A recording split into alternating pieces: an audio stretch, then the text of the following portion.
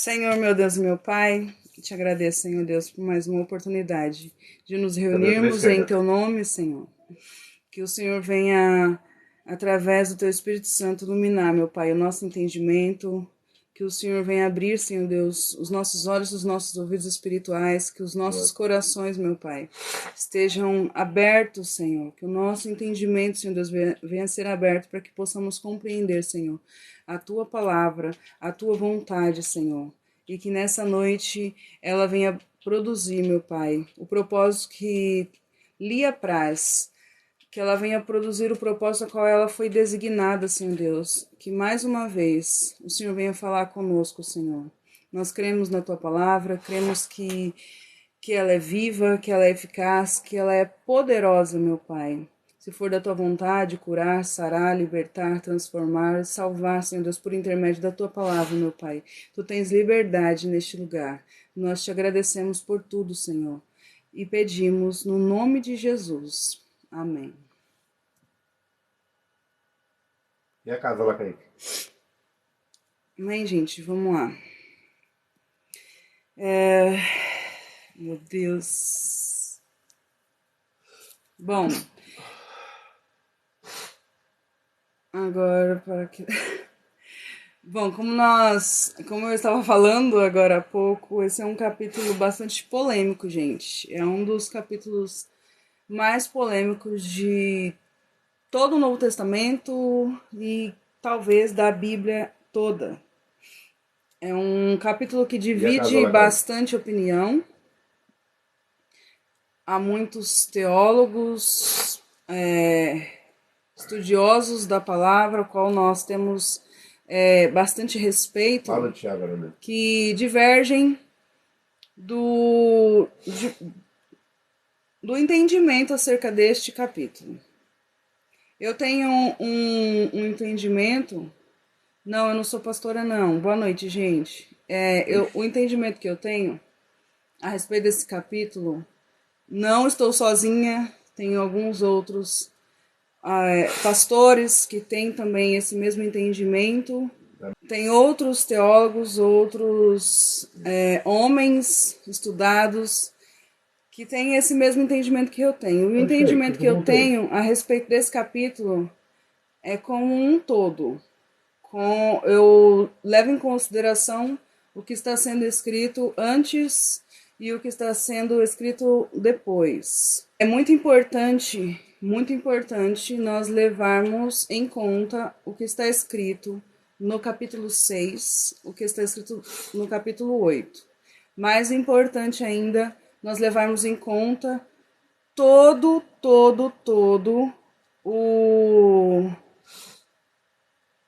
o contexto da carta aos Romanos, tá bom? Então, que nós venhamos ter hoje, em nome de Jesus, um coração ensinado, um coração disposto a aprender, tá bom? Vamos lá. Capítulo 7, versículo 1. Boa noite, irmão Guedes, seja bem-vindo. Tá escrito assim: Porventura ignorais, irmãos, pois falo aos que conhecem a lei, que a lei tem domínio sobre o homem toda a vida.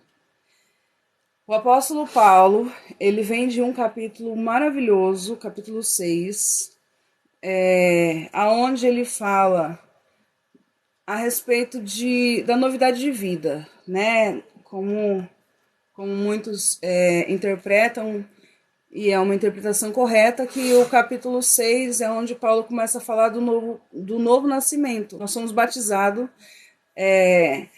na semelhança da sua morte e também na semelhança da sua ressurreição. A gente observa no capítulo 6 que Paulo fala que nós somos libertos da escravidão da lei, que antes, ou melhor, libertos da escravidão do pecado, que antes nós éramos escravos do pecado, porém agora nós não somos mais escravos do pecado. O pecado não é mais o nosso Senhor, o pecado não reina mais, o pecado não nos domina mais.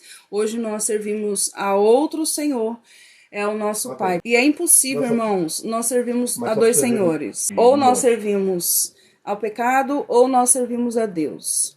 E se nós estamos em Cristo, nós morremos para o pecado. Se nós estamos em Cristo, nós somos novas criaturas. Nós andamos em novidade de vida, irmãos. Se nós estamos em Cristo, nós já não somos mais escravos do pecado. No capítulo 6, o apóstolo Paulo trata da libertação do homem em relação ao pecado. E no capítulo 7, o apóstolo Paulo trata da libertação do homem em relação à lei. Hoje nós veremos isso. Eu não sei se vai dar tempo da gente ver o capítulo todo, mas eu espero que sim. Se não der tempo, não tem problema, a gente dá continuidade amanhã. Ele começa falando no versículo 1 que ele se dirige aos que conhecem a lei. Ele se dirige no capítulo 1 não, eu falei capítulo, né? É no versículo 1 do capítulo 7. Ele se dirige diretamente aos que conhecem a lei, ou seja, ele se dirige aos judeus. Por que pecamos se morremos? Por causa da rebeldia. Por causa da rebeldia, porque nós não entendemos ainda quem nós somos em Cristo, porque nós não buscamos força em Cristo, porque nós não buscamos andar em espírito, porque se nós fazemos isso, lá em Gálatas capítulo 5, quando Paulo fala da luta entre o espírito e a carne, e a gente vai falar sobre isso hoje, lá em Gálatas capítulo 5 ele fala assim, se nós andarmos em espírito, nós não cumpriremos as concupiscências da carne. Ou seja, se nós andamos em espírito, nós não vamos cumprir as concupiscências da carne. Por que que nós muitas vezes cumprimos as concupiscências da carne, os desejos da carne? Porque nós não buscamos estar em espírito 24 horas por dia, irmãos. Às vezes as pessoas buscam estar em espírito no horário do culto, na hora de ir para o culto, no domingo à noite. Põe a Bíblia debaixo do braço, vai para a igreja e pronto, está em espírito. Mas estar em espírito, irmãos, é 24 horas por dia. É da hora que levanta até a hora que você vai dormir. Mas a gente esquece disso, a gente esquece quem nós somos em Cristo. É importante, eu falei isso no capítulo, quando a gente estava meditando no capítulo 6. É muito importante nós entendermos quem nós somos em Cristo. Quando nós entendemos quem nós somos em Cristo, quando nós entendemos que o Espírito dele está em nós, habita em nós, irmãos, a gente começa a observar as coisas de uma maneira diferente. A gente começa, meio que a gente para de dar tanta ênfase para o pecado. Voltou, gente?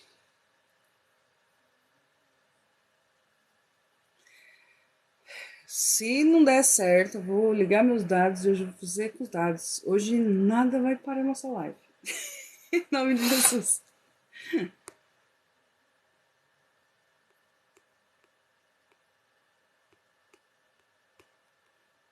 Voltou, né?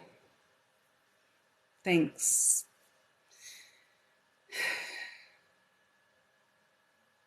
Vamos lá, até esqueci onde eu estava. E quantas pessoas não é? Tem 77, estava com 90 e pouco. Caiu a live, alguns saiu. Quando eu digo que a gente precisa entender a nossa natureza em Cristo, porque existem duas naturezas, irmãos. Existe a natureza adâmica. Existe a natureza adâmica, onde a humanidade é representada por Adão, e é a natureza pecaminosa. E existe a nova criatura. E essa nova criatura não é representada por Adão. Essa nova criatura é representada por Cristo.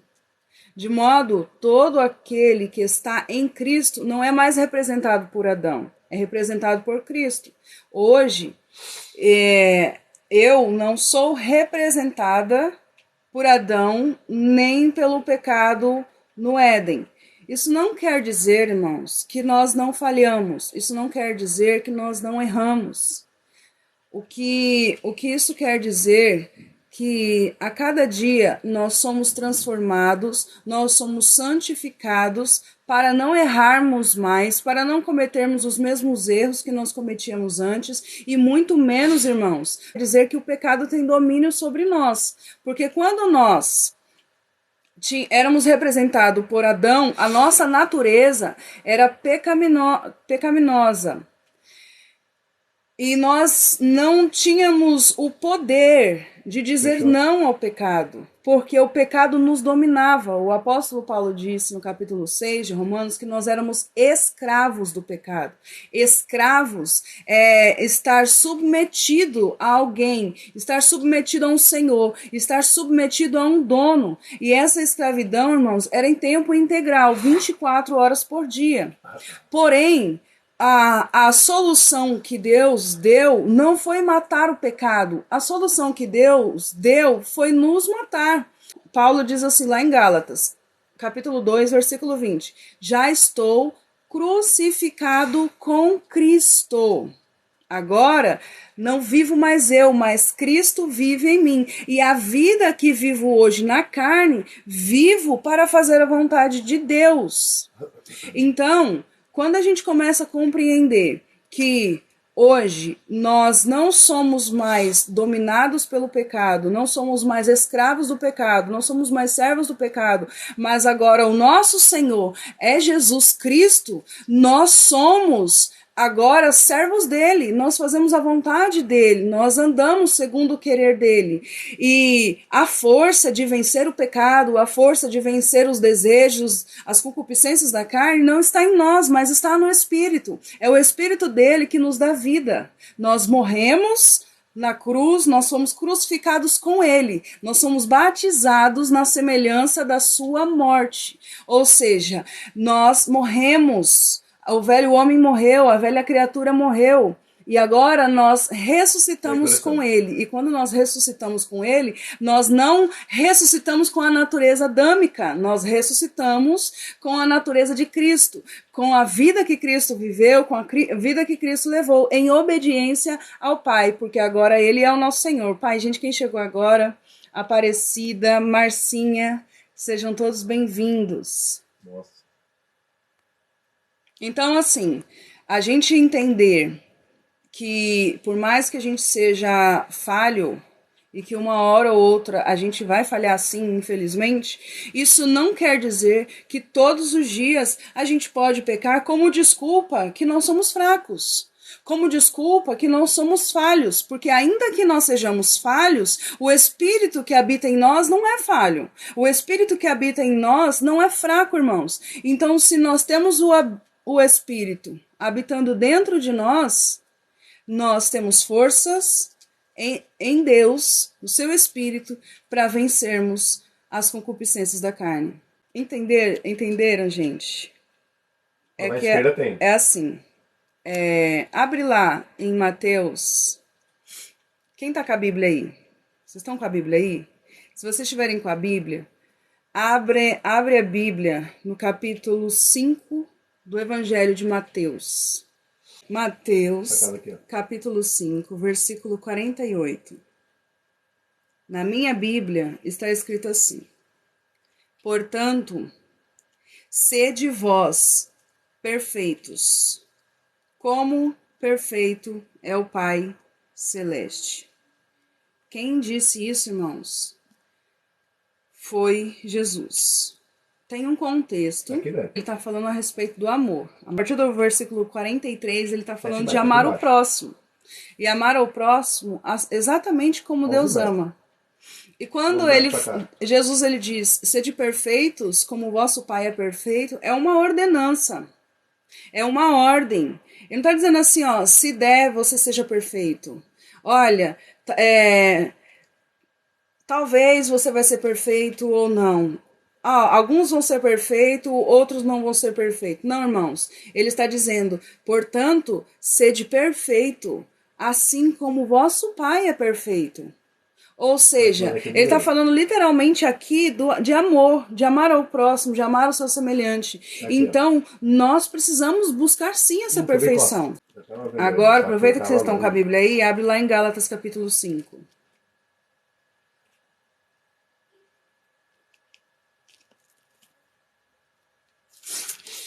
Gálatas capítulo 5, versículo 16 do capítulo 5.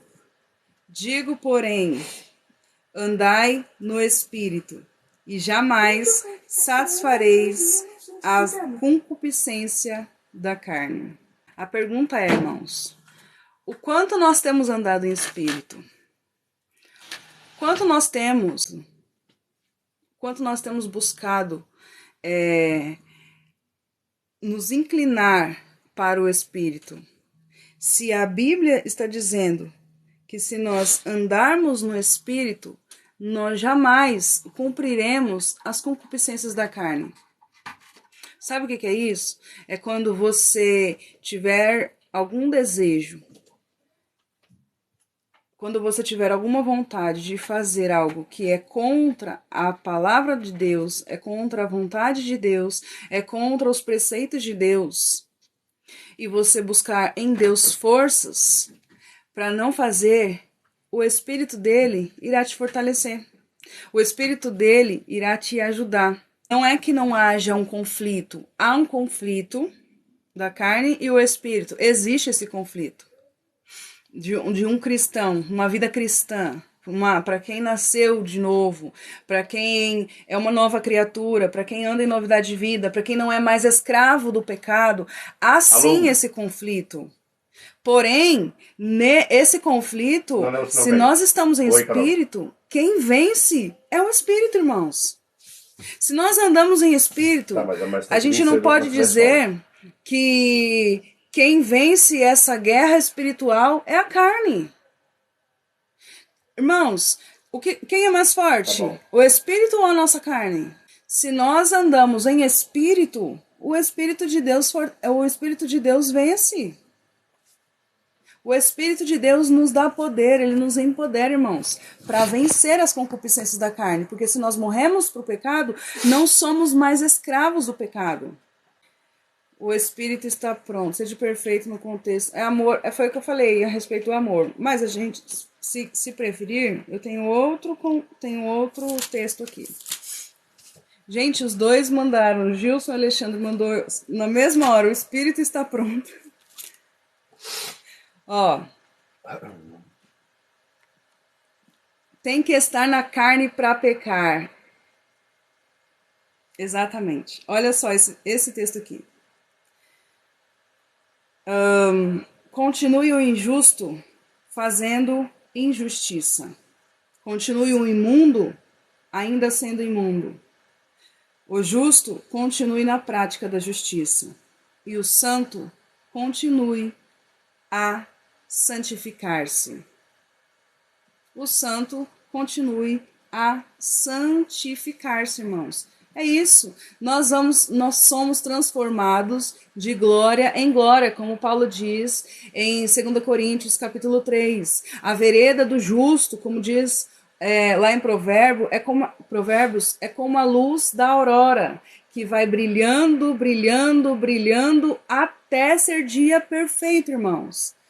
Eu não estou dizendo que, de maneira nenhuma, que nós não vamos falhar. O que eu estou dizendo é que a nossa busca, ela tem que ser constante para essas falhas, elas diminuírem a cada dia. Quando a gente observar que há um conflito entre a carne e o espírito, imediatamente nós temos que nos fortalecer. Nós temos que buscar em Deus forças, e a palavra diz, irmãos, que o mesmo poder, olha como isso é forte, o mesmo poder que Deus usou para ressuscitar o seu filho é o mesmo poder que opera em nós por meio do seu Espírito. Então, o que eu estou dizendo é que a gente não pode usar como desculpa que nós somos fracos e falhos para sair pecando por aí, vivendo na prática do pecado, sendo que a Bíblia diz para que nós busquemos a santificação. A Bíblia diz para que nós andemos em espírito. A Bíblia diz que nós morremos para o pecado. A Bíblia diz que agora o nosso Senhor é Jesus Cristo. Então, nós temos sim que procurar a todo instante nos santificar. Todo instante viver essa novidade de vida. O autor aos Hebreus, ele diz assim, ó, seguir a paz com todos e a santificação sem a qual ninguém verá o Senhor. Então essa santificação, irmãos, nós temos que buscar. E onde que nós somos santificados? Pela palavra.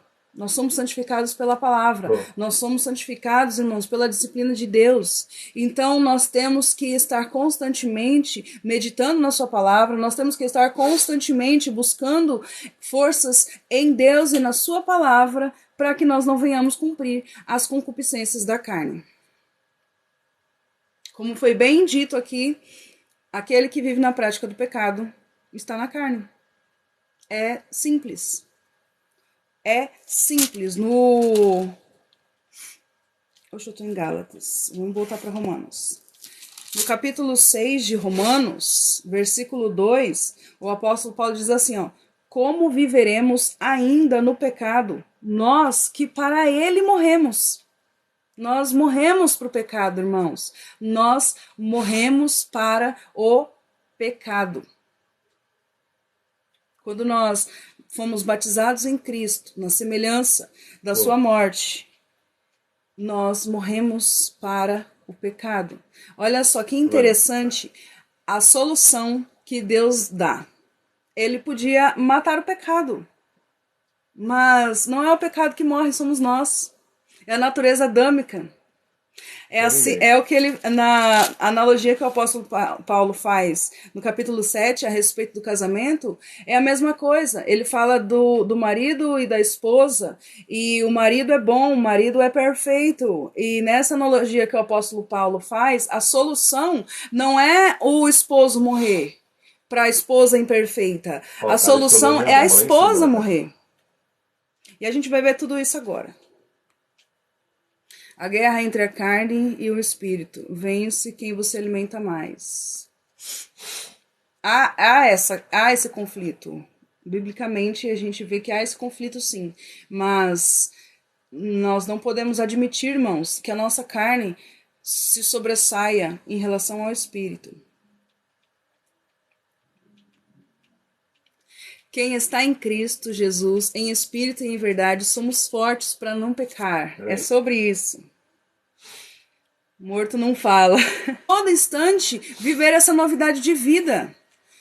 O apóstolo Paulo não, o autor aos Hebreus, ele diz assim, ó, seguir a paz com todos e a santificação sem a qual ninguém verá o Senhor. Então essa santificação, irmãos, nós temos que buscar. E onde que nós somos santificados? Pela palavra.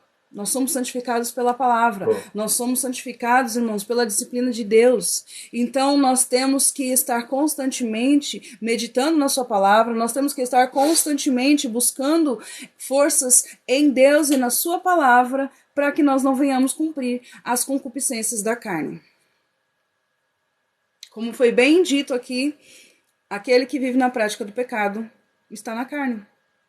É simples. É simples. Hoje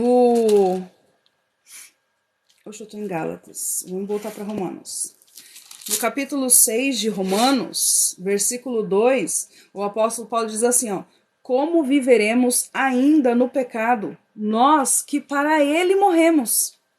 Nós morremos para o pecado, irmãos. Nós morremos para o pecado. Quando nós fomos batizados em Cristo, na semelhança da sua morte, nós morremos para o pecado. Olha só que interessante a solução que Deus dá. Ele podia matar o pecado, mas não é o pecado que morre, somos nós. É a natureza adâmica. É, assim, é o que ele, na analogia que o apóstolo Paulo faz no capítulo 7 a respeito do casamento, é a mesma coisa. Ele fala do marido e da esposa, e o marido é bom, o marido é perfeito. E nessa analogia que o apóstolo Paulo faz, a solução não é o esposo morrer para a esposa imperfeita. A solução é a esposa morrer. E a gente vai ver tudo isso agora. A guerra entre a carne e o espírito. Vence quem você alimenta mais. Há esse conflito. Biblicamente, a gente vê que há esse conflito, sim. Mas nós não podemos admitir, irmãos, que a nossa carne se sobressaia em relação ao espírito. Quem está em Cristo Jesus, em espírito e em verdade, somos fortes para não pecar. É sobre isso. Morto não fala. Bom, vamos lá, vamos continuar. Eu falei um monte de coisa que eu ia falar lá na frente, mas já falei agora.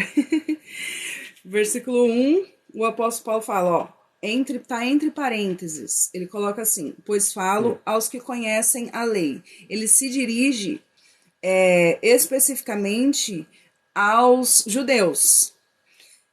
Por que aos judeus? A gente vai entender no contexto. Porque os judeus, eles receberam a lei, irmãos. Os judeus, eles buscavam, de alguma forma, se justificar mediante a lei, mediante as obras da lei. E nós já vimos o que é obras da lei aqui na carta aos Romanos. A circuncisão, a guarda de dias, a restrição de alguns alimentos. Enfim, nós vimos o que são as obras da lei. E o tentar se justificar por meio delas. Paulo escreve diretamente agora aos judeus. Ora, a mulher casada está ligada pela lei ao marido, enquanto ele vive. Mas se o mesmo morrer, desobrigada ficará da lei.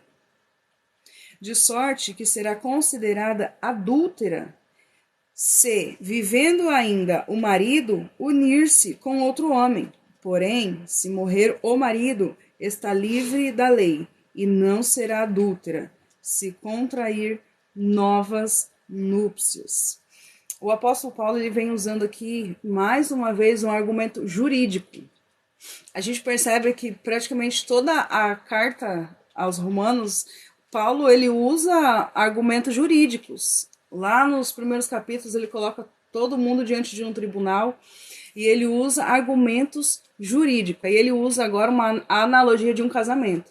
Ele diz, a mulher, enquanto ela está casada, ela está obrigada ao seu marido. A pergunta é, irmãos, enquanto a mulher está casada, em quanto tempo ela está ligada ao seu marido? Qual a única coisa que separa ela desse compromisso? É a morte. É a morte. É até que a morte os separe.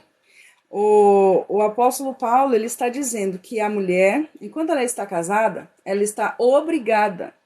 E se essa mulher que está casada, isso mesmo, Divan, morte. E se essa mulher que está casada, ela tenta se relacionar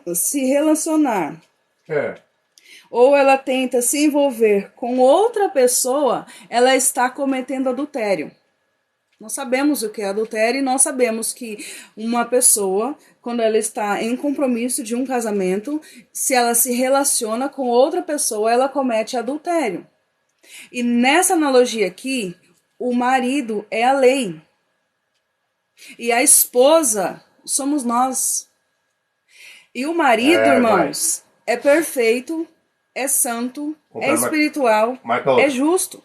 O problema, irmãos, não é a lei. O problema somos nós.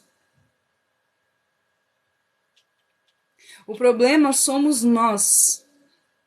Por que o problema somos nós? Porque nós não conseguimos cumprir as exigências da lei. Nós não conseguimos, nenhum homem consegue cumprir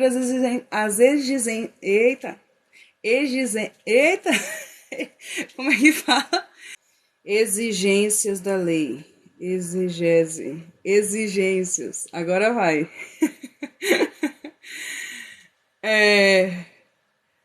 Por que a gente não consegue cumprir as exigências da lei?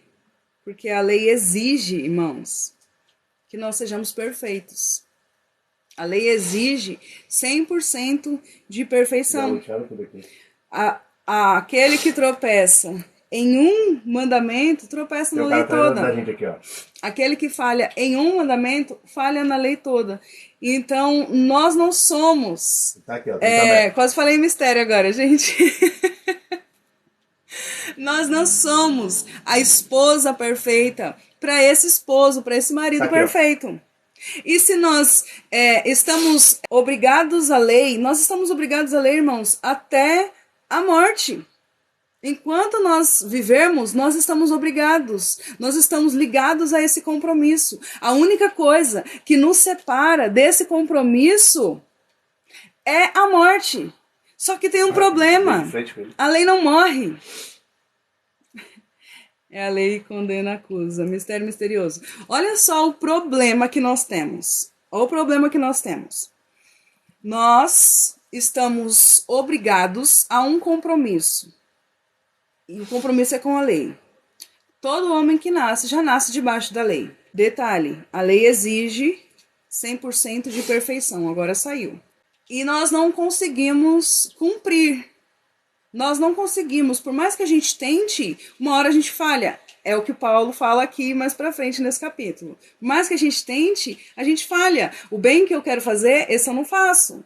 A lei habita no meu coração. Eu sei que a lei é boa. Eu sei que a lei é perfeita. A lei revela o caráter de Deus.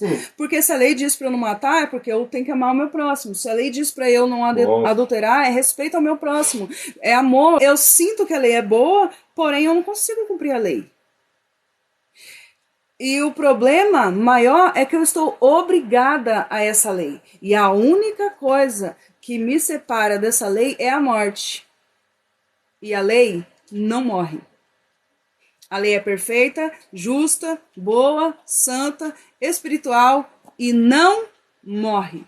É por isso que a lei não foi abolida. A lei não foi abolida. É por isso que no capítulo 3, Paulo diz, estabelecemos a lei. A lei não foi abolida de maneira nenhuma.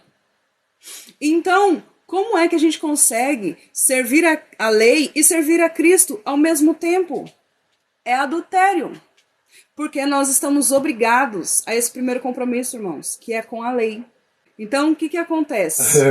Okay. Versículo 4. Romanos 7, versículo 4.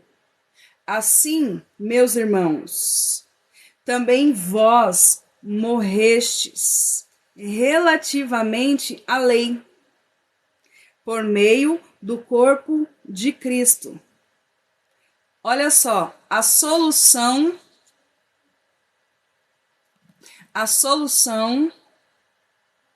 eu sempre ouvi falar que a lei foi abolida. Olha, você vai entender agora, Rogério.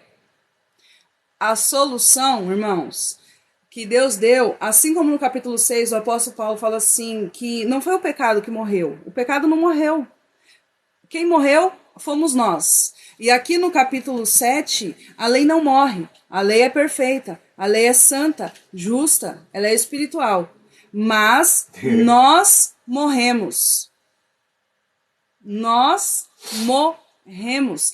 Versículo 4. Assim, meus irmãos, também vós morrestes relativamente à lei, por meio do corpo de Cristo, para pertencestes a outro, a saber, aquele que ressuscitou dentre os mortos, a fim de que frutifiquemos para Deus. A lei não morre. A lei não morre, mas nós morremos. Quando nós morremos com Cristo, quando nós fomos batizados em Cristo, na semelhança da sua morte, quando nós fomos crucificados com Cristo, já não vivemos mais nós e vivemos Cristo, isso significa, irmãos, que nós morremos para a lei. Quando nós morremos para a lei, irmãos, nós estamos desobrigados do primeiro casamento. E agora, porque nós estamos desobrigados do primeiro casamento, nós podemos casar de novo. E agora, quem é o nosso noivo? Com quem é que nós casamos, irmãos? Cristo. É por isso que a igreja é considerada a noiva de Cristo, irmãos. Nós morremos para a lei.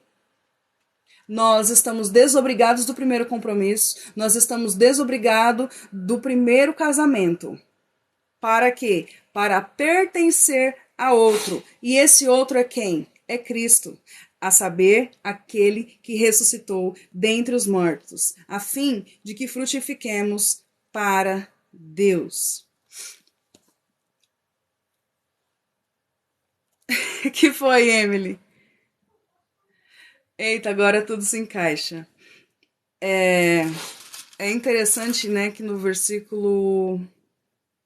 capítulo 6, versículo 21,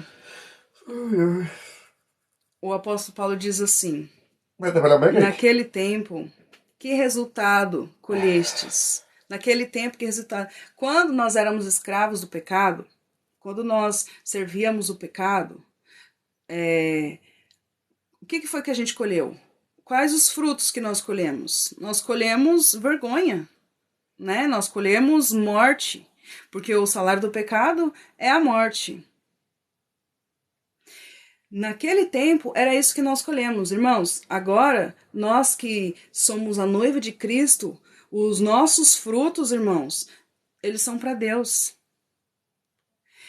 Aquele relacionamento que nós tínhamos antes com a lei, e a lei, ela ressaltava o pecado, ela provocava em nós o pecado.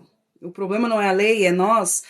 Mas quando nós estávamos naquele antigo compromisso, irmãos, por causa do pecado, nossos frutos, obrigada, a gente estava plantando para colher morte. Porém, nesse relacionamento que nós temos com Cristo, nós não colhemos morte, irmãos. Os nossos frutos, eles são para Deus, eles são para a vida eterna. Olha só, e agora, gente, se a gente estava no primeiro casamento, se nós estávamos no primeiro casamento, obrigados àquele compromisso, e se nós nos relacionássemos com Cristo, nós estaríamos cometendo adultério. Então nós morremos para o primeiro compromisso para agora nos unir a Cristo.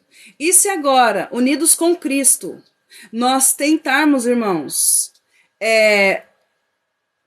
nos relacionar com outro, nós também estaremos cometendo adultério, irmãos. Ou é um, ou é outro. Estragou. Ou é escravo da lei, ou é escravo de Cristo.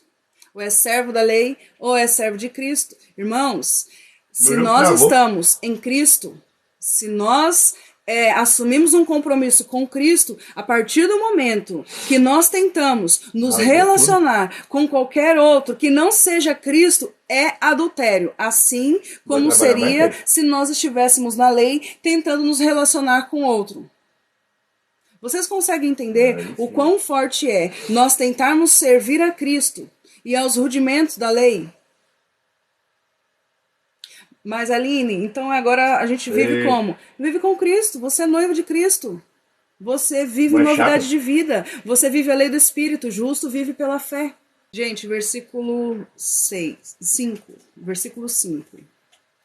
Porque quando vivíamos segundo a carne, as paixões pecaminosas postas em realce pela lei operavam em nossos membros a fim de frutificarem para a morte. Olha, ele está falando do fruto do primeiro relacionamento. Por quê, irmãos? Porque a lei realça o pecado.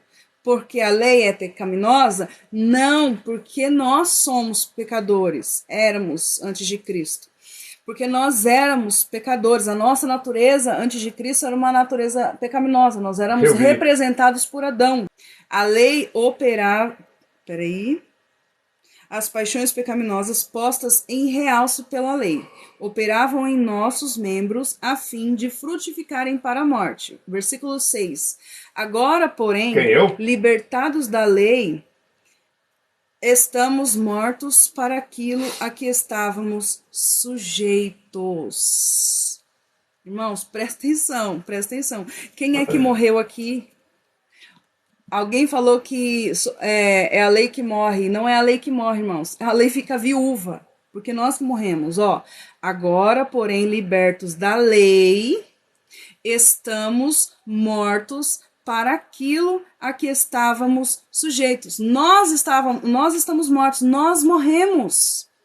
Nós é que morremos, de modo que servimos em novidade de espírito e não na caducidade da letra, ou não na velhice da letra. As pessoas gostam muito de usar aquele famoso versículo, né? A letra mata e o espírito vivifica. Como quem diz, você não pode estudar muito porque senão você vai morrer, você vai ficar longe do espírito, você não vai ter o espírito. As pessoas não estudam, não buscam conhecimento em Deus, e porque elas não fazem isso, elas não admitem que outras pessoas façam e usa aquele versículo, a letra mata e o espírito vivifica. Só que elas usam esse texto fora de contexto. Quando a Bíblia diz, quando Paulo fala a respeito da letra, ele está falando a respeito da lei. E quando ele fala a letra mata, ele está literalmente falando da lei. A lei mata e o espírito vivifica. Por que a lei mata? Porque o homem não consegue cumprir as exigências da lei. A lei condena, é o ministério da acusação, irmãos. A lei condena o homem. A lei é santa, mas não santifica. A lei é boa, mas não torna o homem bom. A lei é espiritual, mas não torna o homem espiritual. Somente o Espírito de Deus é que santifica o homem, é que deixa o homem bom, é que deixa o homem espiritual. É somente o Espírito, não a lei, não a letra, irmãos. Nós, libertados da lei, estamos mortos para aquilo que estávamos sujeitos, de modo que sirvamos em novidade de espírito e não na caducidade da letra. Não servimos mais na caducidade da letra, nós servimos no espírito. Lá voltando, no capítulo 6, versículo 14, está escrito assim: porque o pecado não terá domínio sobre vós, pois não estáis debaixo da lei, e sim da graça. Aleluia. Ó, uma coisa que eu preciso ressaltar aqui para vocês. Versículo 5 é o que resume o restante do capítulo 7. O versículo 6, ele está adiantando aquilo que ele vai falar no capítulo 8. Olha só, no capítulo 7, Paulo, ele fala sobre a lei. Eu marquei nesse. Não, tá ali no chão. Aqui, ó. No capítulo 7, Paulo fala a respeito da lei, seus sinônimos, mandamentos e tudo mais, cerca de 32 vezes. No capítulo 7, ele fala sobre lei, ele fala sobre os mandamentos. O Espírito é citado 21 vezes no capítulo 8. Perceba que no capítulo 7, nenhuma vez, o apóstolo Paulo ele cita o Espírito. Nenhuma vez. Ele não cita o Espírito no capítulo 7. Ele cita a lei. A lei, a lei, a lei. Ou seja, ele está falando de alguém que está debaixo da lei, tentando cumprir os rudimentos da lei, tentando cumprir os preceitos da lei. Aí no capítulo 8, ele fala sobre o Espírito. Ele fala 21 vezes sobre o Espírito Santo no capítulo 8. Então, vocês conseguem entender que há um contexto e é necessário nós compreendermos esse contexto para interpretar um texto tão difícil quanto esse. Porque se a gente não buscar o entendimento em todo o contexto, a gente acaba ficando um pouco perdido. E é normal, porque realmente é um texto muito difícil. Temos que observar que capítulo 7, o apóstolo Paulo não fala sobre o Espírito Santo. Ele não fala sobre alguém que está em espírito. Ele não fala sobre um homem que foi regenerado. Ele não fala, a partir do versículo 7, ele não fala sobre um homem que morreu para o pecado e agora está livre em Cristo. Ele está falando de um homem que ainda não foi regenerado, que tenta cumprir os preceitos e os mandamentos da lei. No capítulo 8, aí sim, sim, ele vai tratar de alguém regenerado, ele vai tratar de alguém que está no Espírito, ele vai tratar de alguém que agora é uma nova criatura. Importante, muito importante a gente saber disso. E entender a construção do argumento do apóstolo Paulo. Paz para todos vocês que estão chegando agora, sejam bem-vindos, boa noite. Eu queria água, que eu estou longe da água. Vamos lá, versículo 7. Paulo falou no versículo 6 que agora nós somos libertados da lei e estamos mortos para aquilo que estávamos sujeitos, de modo que servimos em novidade de espírito e não na caducidade da letra. Então, ele usa agora a mesma maneira de escrever que ele usou no capítulo 3. Ele escreve, já antevê uma pergunta que viria, e antevendo a pergunta, ele mesmo pergunta e ele mesmo responde. Ele acabou de falar que nós somos libertados da lei, que nós servimos em novidade de vida, no Espírito. Aí ele já antevê uma pergunta, e a pergunta que provavelmente viria é: que diremos, pois? A lei pecado? De modo nenhum. De maneira nenhuma, irmãos. A lei não é pecado. A lei não é pecado. Mas eu não teria conhecido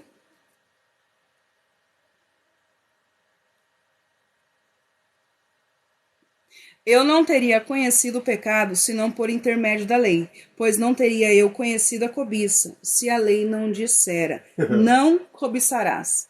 Sabe uma coisa que eu achei interessante aqui? As pessoas usam bastante o argumento de dizer que a lei foi separada. A lei foi separada em lei cerimonial, lei civil e lei moral.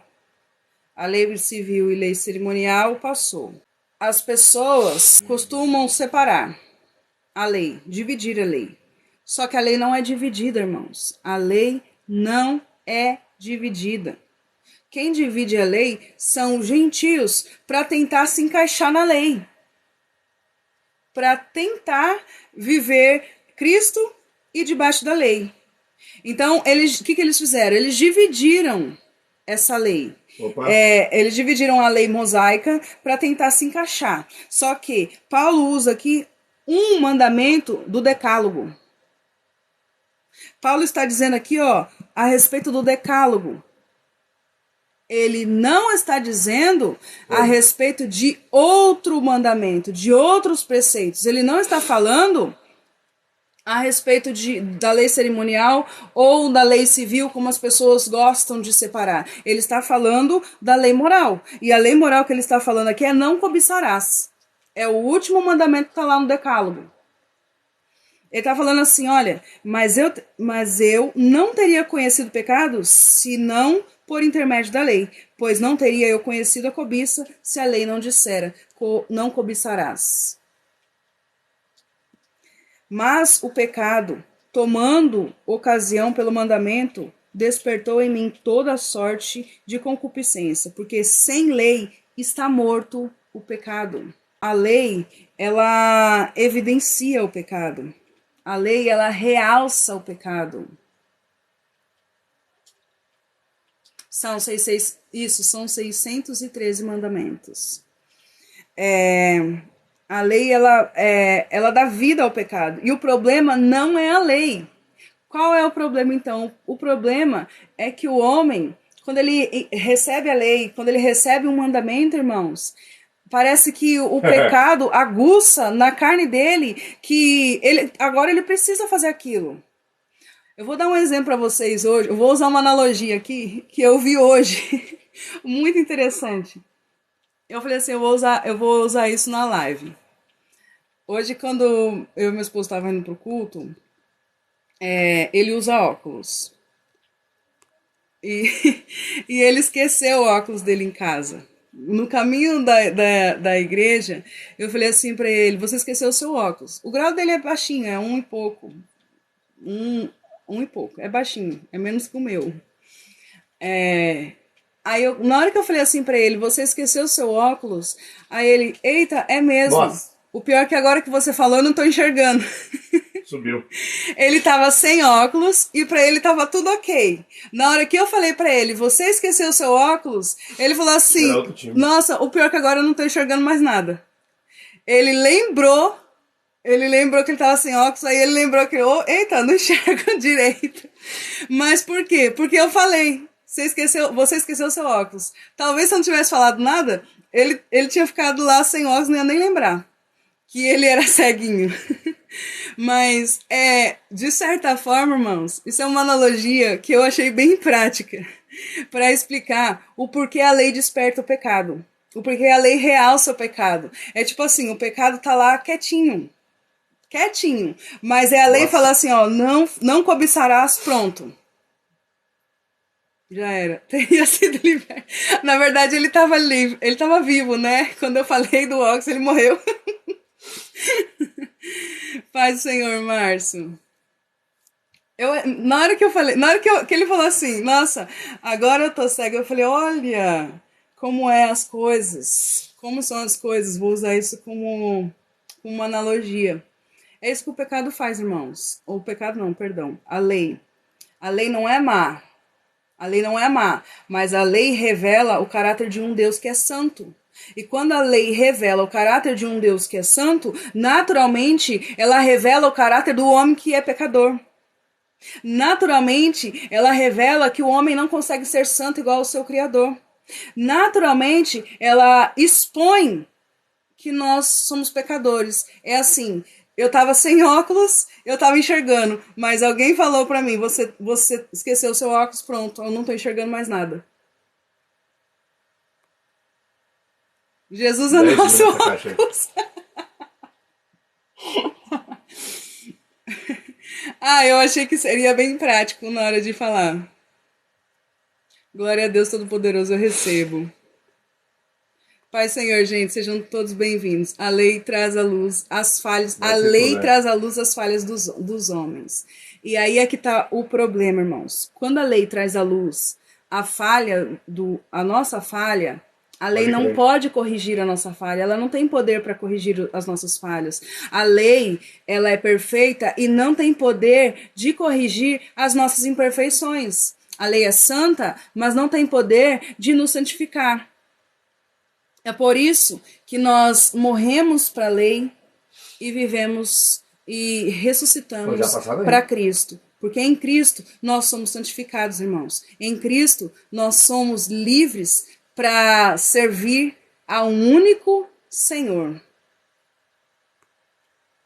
Eu acredito que com essa analogia do óculos, a gente nunca mais vai esquecer o que representa a lei. Nunca mais. Vamos continuar. Versículo 9. Outrora, a do óculos foi boa. Vou fazer um vídeo, aí vai ser legal. Versículo 9. Outrora, sem a lei eu vivia, mas sobrevindo o preceito, reviveu o pecado e eu morri. Outrora eu vivia sem a lei, mas sobrevindo o preceito, reviveu o pecado e eu morri. Aqui o que Paulo está querendo dizer é que eu pensar, é assim, ó. Pai, gente, Cássia, paz, Cássia. Amém, Ciro Gomes. Ai, meu Deus, Ciro Gomes, achei que era o nome do homem. Vamos lá. O que Paulo está dizendo no versículo 9 é assim. Eu pensava que estava vivo, mas com a chegada da lei, eu morri. É assim, ele pensava que ele estava vivo. É um judeu quando ele recebe a lei. Eu penso que eu estou vivo, eu penso que eu estou enxergando, mas alguém diz, você esqueceu o seu óculos? Pronto, morri, fiquei cega. É isso que se trata o versículo 9. Eu pensava que eu estava vivo, mas com a chegada da lei eu morri. Outrora, sem a lei eu vivia, mas sobrevindo o preceito, reviveu o pecado e eu morri. E o mandamento que me fora para a vida, verifiquei que este mesmo se tornou para a morte. porque o pecado, prevalecendo-se do mandamento, pelo mesmo mandamento, me enganou e me matou.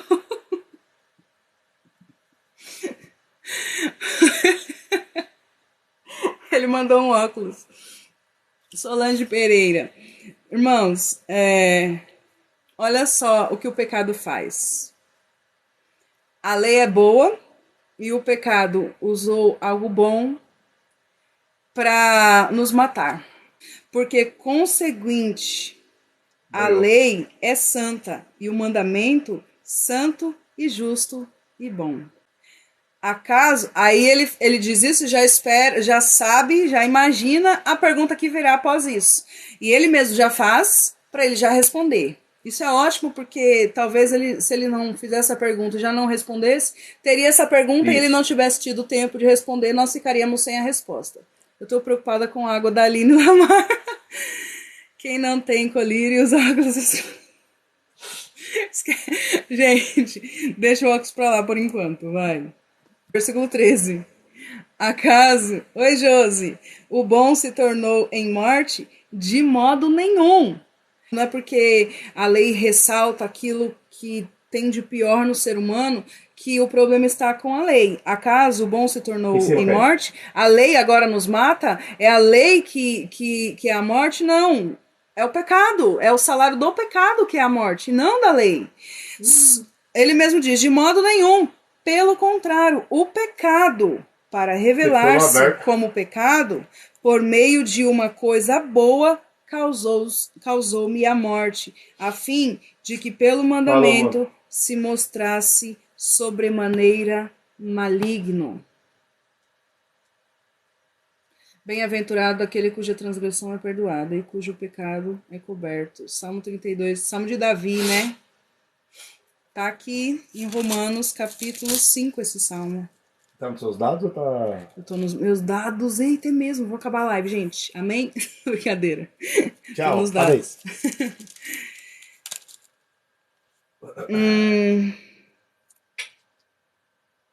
Versículo 14.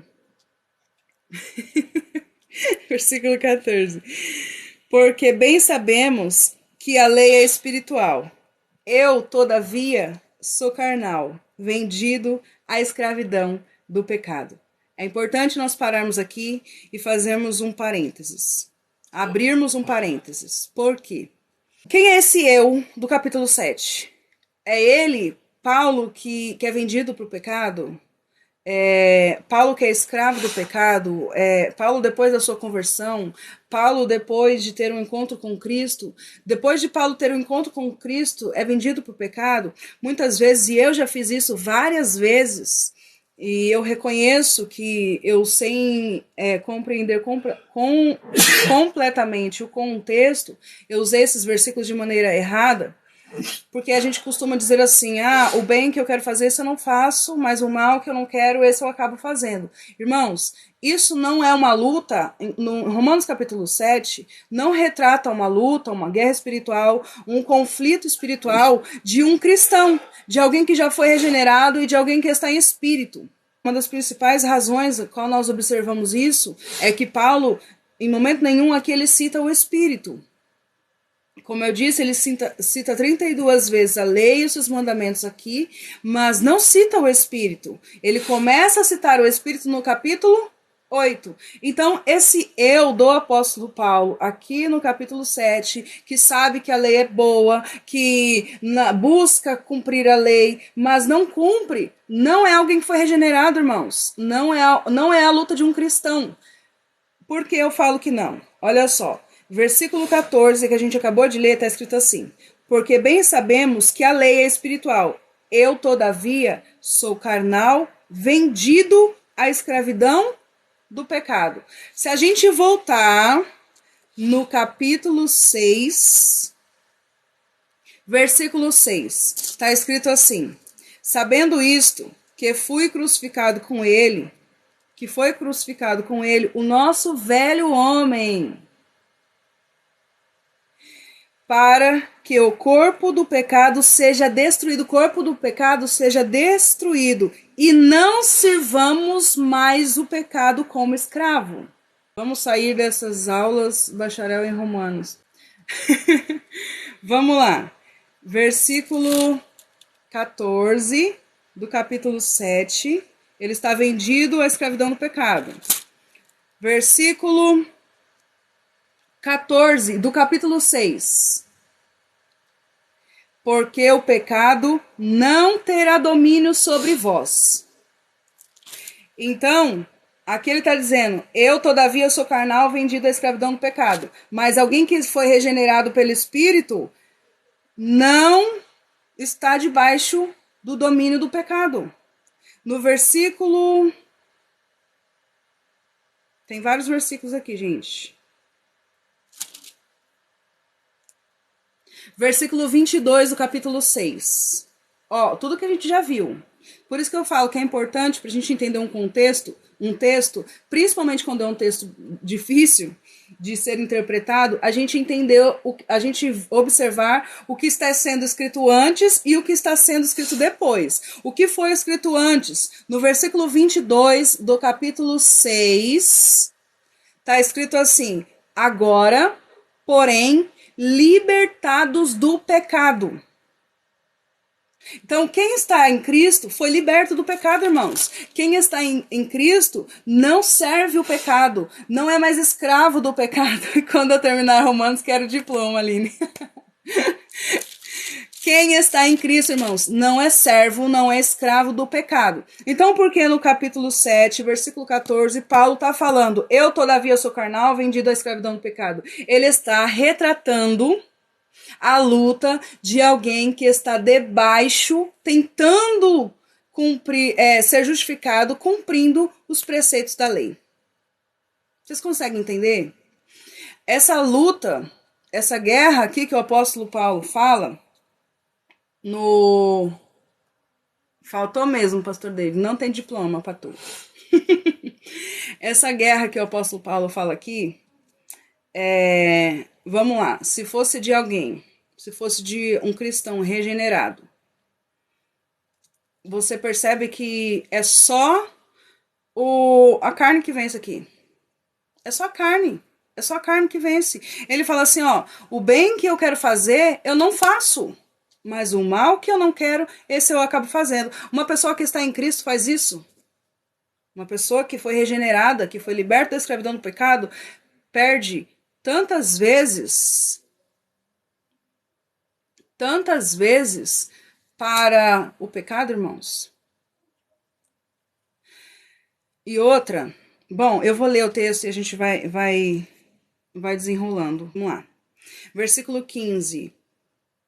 Porque nem mesmo compreendo o meu próprio modo de agir, pois não faço o que prefiro, e sim o que detesto. Ora, se eu faço o que não quero, consinto com a lei que é boa. Neste caso, quem faz isso já não sou eu, mas o pecado que habita em mim. Percebe que ele não está falando de alguém que foi regenerado, irmãos. Quem foi regenerado não tem o pecado habitando.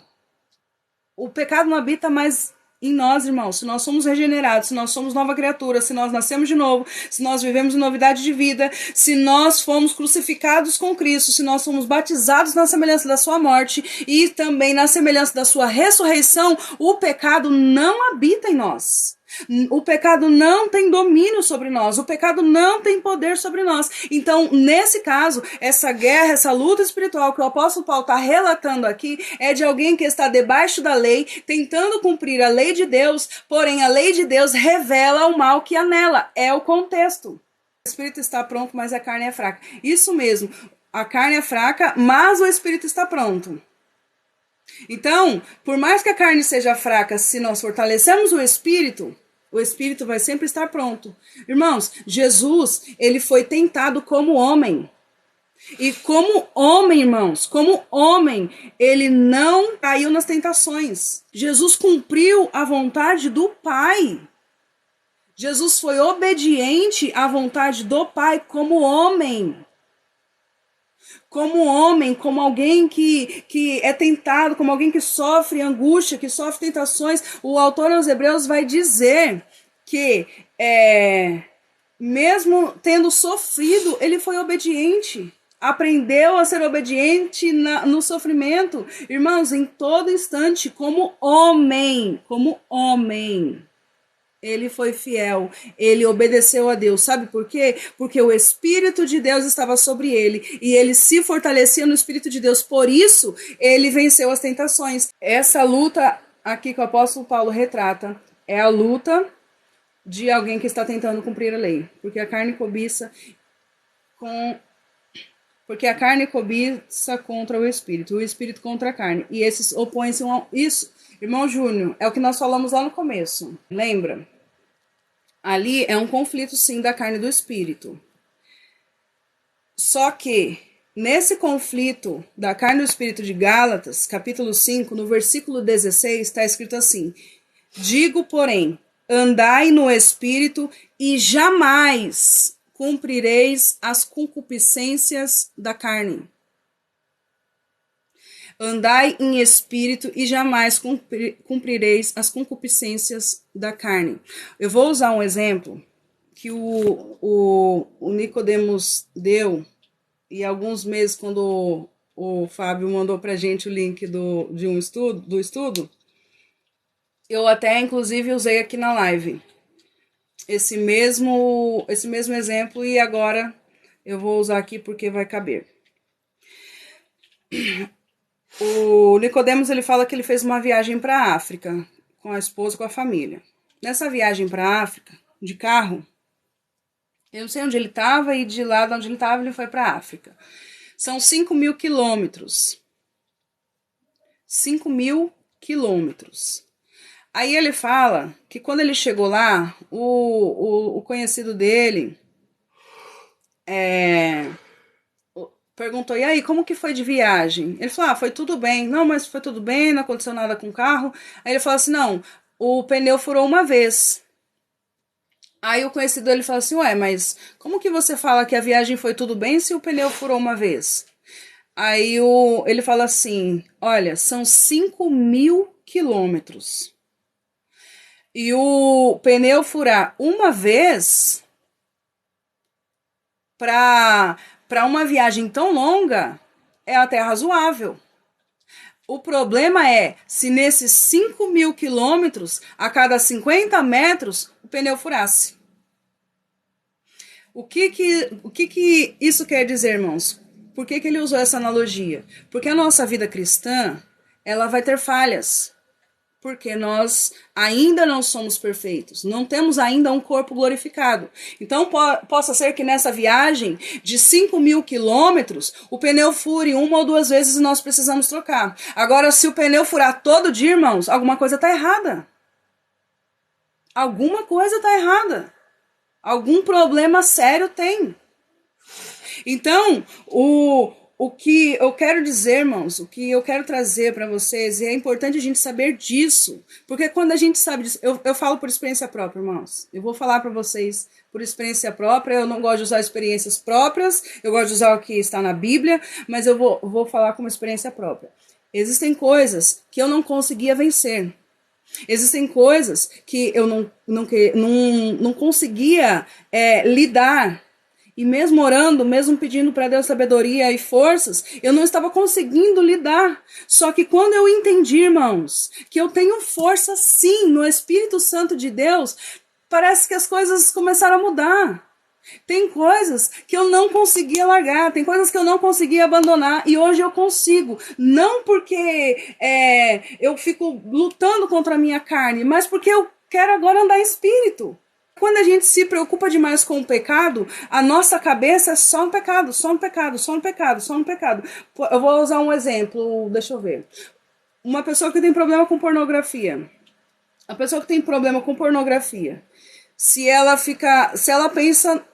pensou naquilo, e ela vai ficar pensando: não posso ver, não posso ver, não posso fazer, não posso não sei o que lá.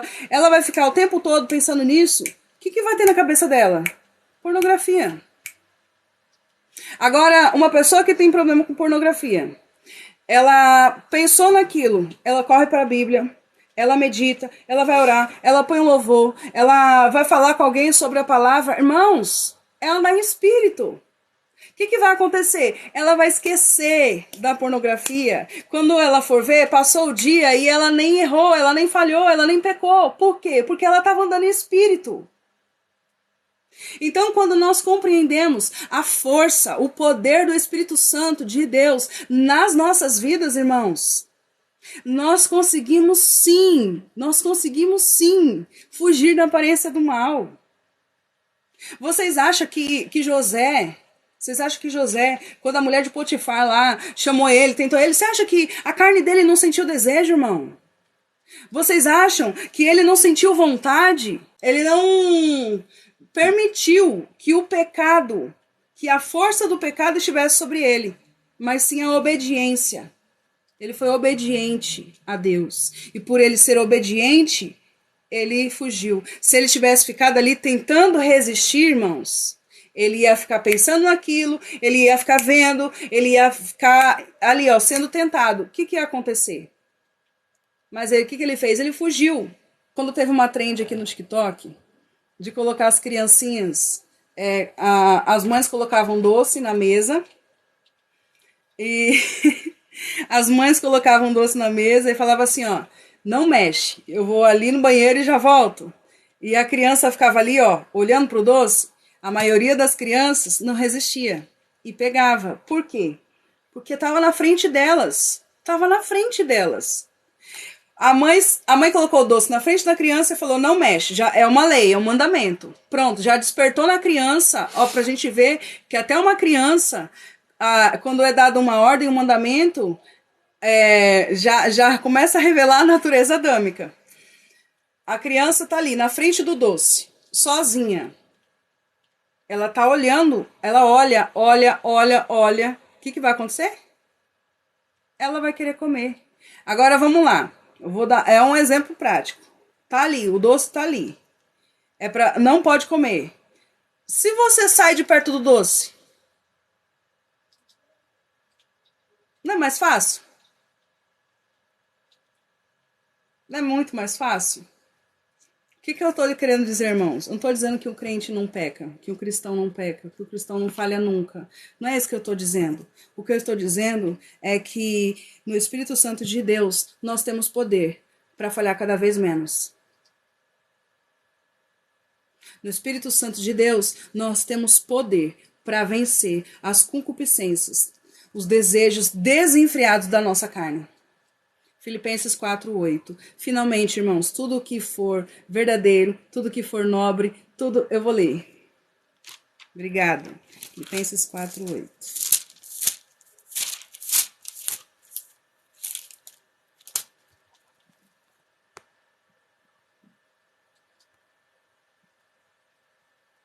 Finalmente, irmãos, tudo que é verdadeiro, tudo que é respeitável, tudo que é justo, tudo que é puro, tudo que é amável, tudo que é de boa fama, se alguma virtude há e se algum louvor existe, seja isso o que ocupe o vosso pensamento. Ô glória! Agora eu vou concluir esse versículo 7, já que o capítulo 7, a gente já entendeu o contexto, a gente já entendeu que aqui não se trata de uma guerra espiritual, de alguém que foi regenerado. Nisso pensai. Para vencer a carne, basta viver no Espírito. Exatamente. Andeis no Espírito e não cumprireis as concupiscências da carne.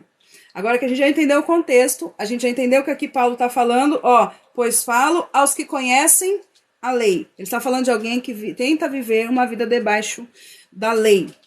Versículo 18. Porque eu sei que em mim, isto é, na minha carne, não habita bem nenhum, pois o querer bem está em mim, porém não o efetuá-lo. Pois não faço o bem que prefiro, mas o mal que não faço, esse faço. Mas se eu faço o que não quero, já não sou eu quem faz, e sim o pecado que habita em mim. Então, ao querer fazer o bem, encontro a lei de que o mal reside em mim. Mas vejo nos meus membros outra lei, que guerreando contra a lei da minha mente, me faz prisioneiro da lei do pecado que está nos meus membros. Exatamente por isso que eu falo, essa aqui não é a lei de um cristão regenerado, porque a lei de um cristão regenerado, ó os membros. Capítulo 6, versículo 16. Não sabeis que daquele a quem vos ofereceis como servos para a obediência, desse mesmo a quem obedeceis sois servos, seja do pecado para a morte ou obediência para a justiça? Mas graças a Deus, porque outrora éreis escravos do pecado, contudo, viestes a obedecer de coração a forma de doutrina a que fostes entregue, uma vez libertados do pecado, fosse feitos servos da justiça.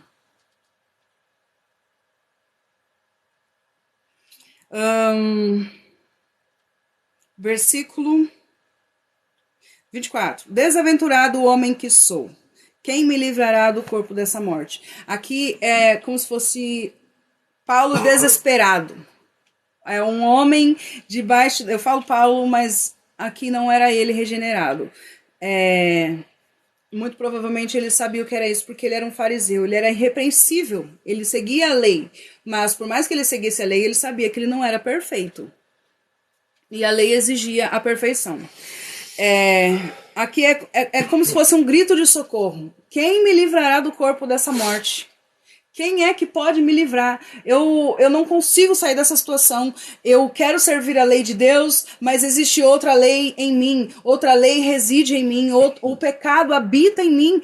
Quem me livrará do corpo dessa morte? Aleluia! O apóstolo Paulo, no capítulo 8, versículo 1, ele diz, agora, pois, já nenhuma condenação há para os que estão em Cristo Jesus. Aleluia. Olha, graças a Deus, versículo 25. Graças a Deus por Jesus Cristo, o nosso Senhor.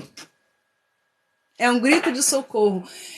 Eu estou debaixo da lei. Eu não consigo seguir a lei. Eu não consigo ser perfeito. Eu não consigo cumprir os rudimentos da lei. Eu não consigo. Por mais que eu faça, tente fazer, acabo sempre fazendo o que é mal. Acabo sempre fazendo aquilo que a minha carne quer. Aleluia. De maneira que eu, de mim mesmo, com a mente, sou escravo da lei, mas da lei de Deus, mas segundo a carne, da lei do pecado. Aí no capítulo 8, é onde ele começa a falar do Espírito. No versículo 6, fomos libertos da escravidão do pecado. Versículo 7, fomos libertos da escravidão da lei. Não porque a lei era má, mas porque nós somos maus e não conseguimos cumprir a lei. Mas agora, nenhuma condenação há para quem está em Cristo Jesus. Olha só, o versículo 2. Porque a lei do capítulo 8. Porque a lei do Espírito da vida, em Cristo Jesus te livrou da lei do pecado e da morte. Versículo 4. A fim de que o preceito da lei se cumprisse em nós, que não andamos segundo a carne, mas segundo o Espírito. Versículo 11. Se habita em vós o Espírito daquele que ressuscitou a Jesus dentre os mortos, esse mesmo que ressuscitou a Cristo Jesus dentre os mortos, vivificará também o vosso corpo mortal, por meio do seu Espírito, que em nós habita. Ô, glória! Vocês conseguem observar que o capítulo 7 é Paulo construindo o seu argumento para chegar no ápice. No capítulo 7, o homem está aqui. No capítulo 8, no Espírito, o homem está lá em cima, irmãos. E o apóstolo Paulo construiu todos esses argumentos para nos mostrar que o único meio de um homem estar livre, liberto, é no Espírito. É no Espírito de Deus. Amém?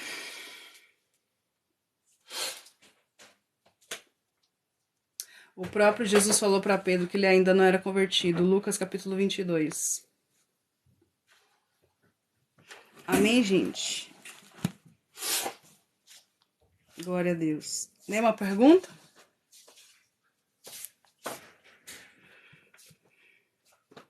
Eu tenho uma pergunta. Paulo resume e tá claro. Que não anda no espírito, peca pra carne. Fale. Não, tô brincando. Essa é a tão contestada lei do espírito.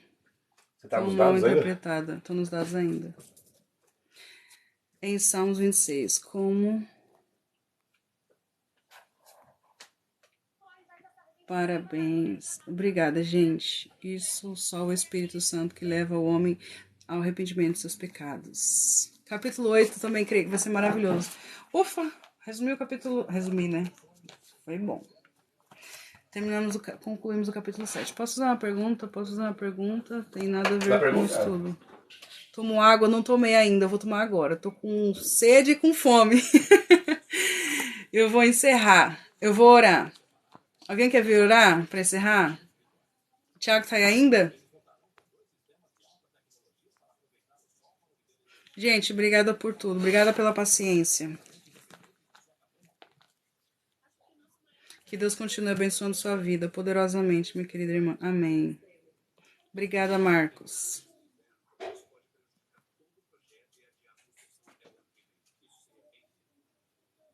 Imagina uma poça de lama de um lado e uma ovelha branca e do outro uma porca limpa. Imagina uma poça de lama de um lado, uma ovelha branca e do outro uma porca limpa.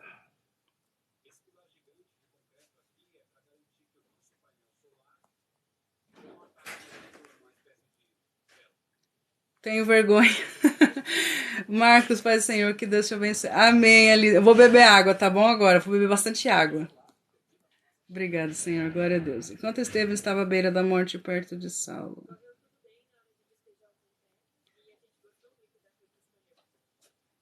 Deus abençoe você e sua família. Amém, gente. Deus abençoe vocês. Eu vou orar.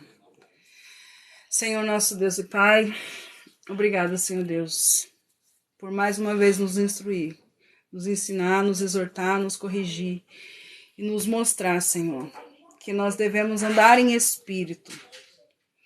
E no teu espírito, meu Pai, através do teu espírito, nós teremos força, Senhor, para não cumprir as concupiscências da carne e vivermos o que está escrito na tua palavra, nos santificarmos a cada vez mais, nos limparmos cada vez mais, Senhor. Eu te agradeço, Senhor Deus, pela tua palavra, por inspirar, Senhor Deus, os teus servos a escreverem, Senhor Deus. Eu agradeço, meu Pai, por fazer com que a tua palavra chegue em nossas mãos, Senhor Deus. Nós cremos que ela é viva, que ela é poderosa, que ela é eficaz.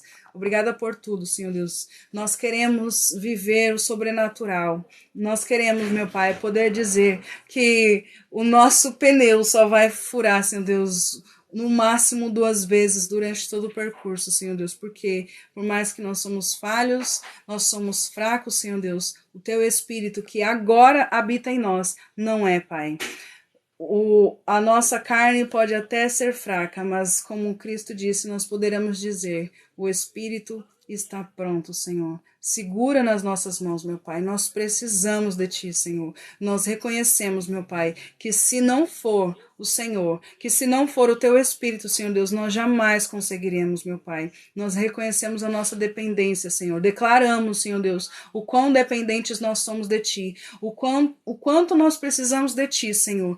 Tem misericórdia de nós, Senhor. Tem compaixão das nossas vidas, meu Pai. Em nome de Jesus, nos conduz, meu Pai, ao caminho de santidade, ao caminho de santificação, não para sermos melhores ou superiores do que qualquer outra pessoa, mas porque nós queremos agradar o Teu coração, porque nós te amamos, Senhor Deus, e nós queremos Te servir, Senhor Deus, com um coração alegre, meu Pai.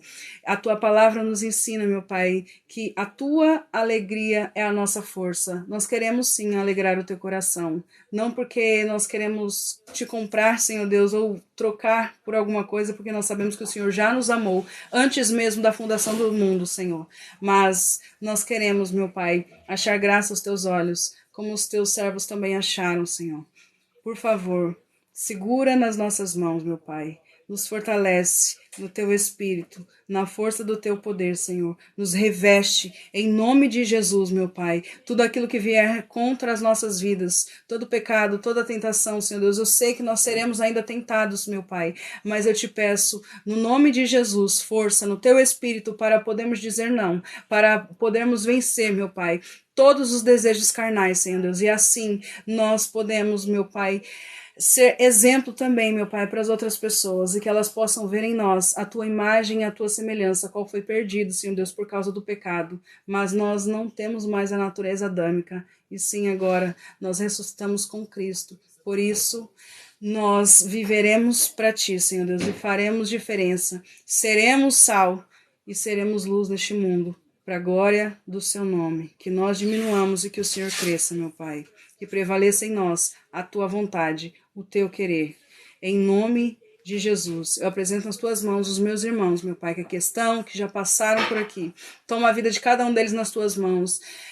As áreas, meu Pai, em que eles têm sido afetados, meu Pai, que eles têm passado, Senhor Deus, por complicações, aflições, que o Senhor possa estar fortalecendo, livrando e guardando de todo o mal, Senhor Deus. Dá uma boa noite de descanso, uma semana abençoada para cada um, Senhor. Guarda na ida, na volta para o trabalho, as mães, os pais que vão levar seus filhos nas escolas, guarda no caminho de ida, no caminho de volta, guarda as nossas crianças na escola, aonde eles estiverem, meu Pai, que o Senhor esteja protegendo e guardando cada um. É o que eu te peço em nome do Senhor Jesus Cristo. Amém.